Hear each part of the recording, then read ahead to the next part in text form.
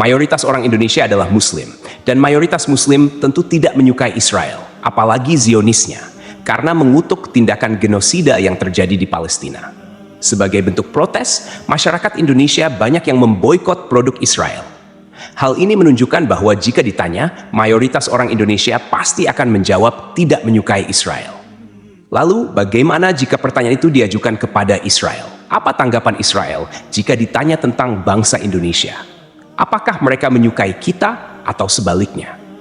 Seberapa besar rasa benci orang Israel terhadap Indonesia?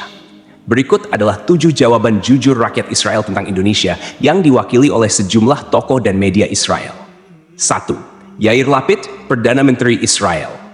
Yair Perdana Menteri Israel ke-14 yang menjabat pada Juli hingga Desember 2022 dalam pidatonya di sidang internasional PBB pada September 2022 menyebut Indonesia.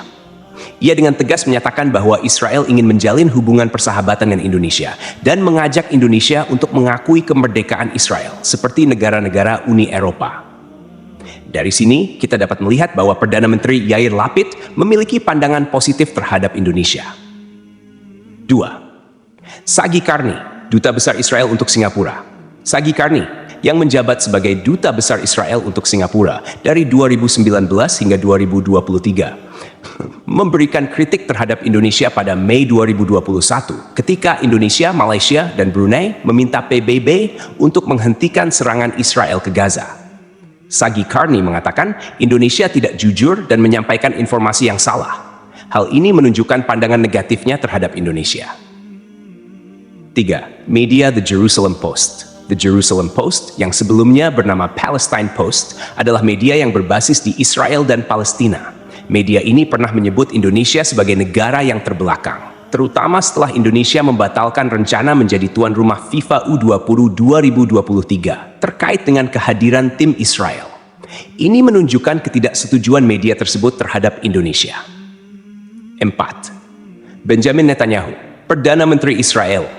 Benjamin Netanyahu, Perdana Menteri Israel sejak Desember 2022, pernah mengungkapkan keinginannya agar Israel bisa menjalin hubungan bilateral dengan Indonesia. Ia menyebutkan bahwa kerjasama antara kedua negara akan memberikan banyak keuntungan bagi Indonesia, menunjukkan pandangan positifnya terhadap Indonesia. 5. Isaac Herzog. Isaac Herzog, Presiden Israel, mengungkapkan kekecewaannya terhadap Indonesia setelah Indonesia menolak timnas Israel U20 untuk bertanding di Indonesia. Herzog menyebut ini sebagai keputusan yang salah dan fatal, yang menunjukkan bahwa ia tidak terlalu menyukai Indonesia. 6. Dalam sebuah video yang dibagikan oleh TikToker, seorang tentara Israel terlihat memberikan penghormatan terhadap Indonesia, meskipun mengetahui hubungan kedua negara tidak baik. Namun, tidak semua tentara Israel memiliki pandangan yang sama, karena ada juga yang menyampaikan ujaran kebencian terhadap Indonesia. 7. Dalam video lain, seorang rabi Israel menyampaikan pesan kepada Indonesia untuk membantu Israel menjadi berkat bagi dunia dengan menjalin hubungan kerjasama.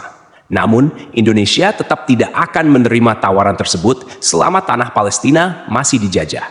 Wallahu alam bisawab. Semoga kisah ini bermanfaat.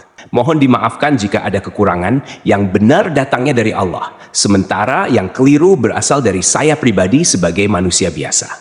Sampai jumpa di kisah-kisah seru berikutnya. Wassalamualaikum warahmatullahi wabarakatuh.